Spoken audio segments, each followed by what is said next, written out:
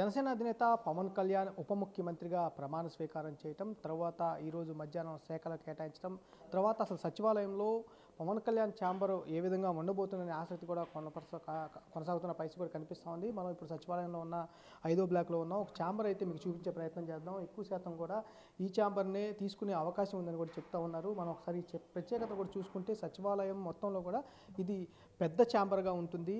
ఇది నారా లోకేష్ ప్రత్యేకంగా డిజైన్ చేయించుకున్న ఛాంబర్. ఇది 2015 నుంచి ఆయన మంత్రిగా పనిచేసిన అన్నాళ్ళు కూడా ఈ ఛాంబర్లోనే ఆయన పనిచేసిన పరిస్థితి ఉంది. ఓఎస్జీస్ కానీ వారందరికీ కూడా ఎక్కువ మంది ఓఎస్జీలు ఉన్నా వారికి సరిపడే ఛాంబర్స్ ప్రత్యేకంగా గదులను కూడా ఇక్కడ ఏర్పాటు చేయడం జరిగింది. మొత్తం వ్యవస్థ అనేది ఒక డిప్యూటీ సీఎంకి ఎక్కువగా స్టాఫ్ ఉంటారు.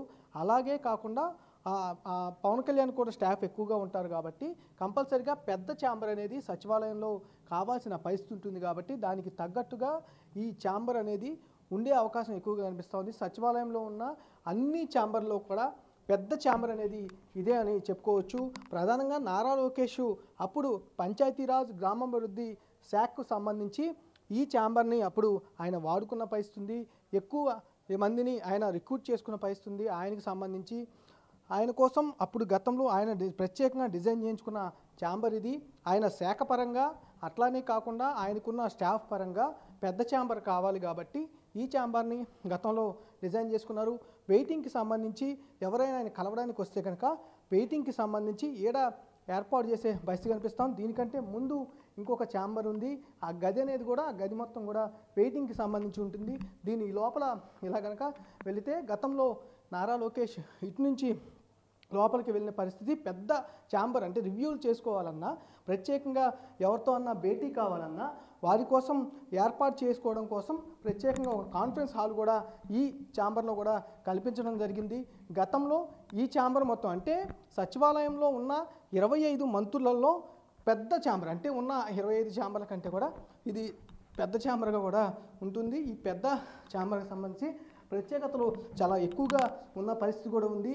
ఇది మెయిన్ గది. ఈ మెయిన్ గదికి సంబంధించి కూడా చూసుకోవచ్చు. మొత్తం కూడా మెయిన్ గదికు ఇది మొత్తం ఇక్కడ ఛాంబర్లో అయితే కూర్చునే అవకాశం. ఇది కూడా దీంట్లో కూడా పెద్దగా అనేది ఛాంబర్ ఎక్కువగా ఉంటుంది. ఎక్కువ మందితో మాట్లాడే అవకాశం ఉంటుంది. వీటితో పాటుగా ఇవన్నీ కూడా ఆపోజిట్ కాన్ఫరెన్స్ రూముల్లో కూడా వాడుకునే పరిస్థితి ఉంటుంది. ప్రత్యేకించి ఈ ఛాంబర్ అనేది ప్రత్యేకతలు ఎక్కువని ఉన్నాయి కూడా అని చెప్పుకునే పరిస్థితి కనిపిస్తూ ఉంది. అంతేకాకుండా ఒక ఉప ముఖ్యమంత్రికి ఒక ప్రత్యేకమైన పెద్ద ఛాంబర్ కావాలి కాబట్టి అలాంటి పెద్ద ఛాంబరు సచివాలయంలో ఇది ఒకటే ఉందని కూడా చెప్పుకోవచ్చు.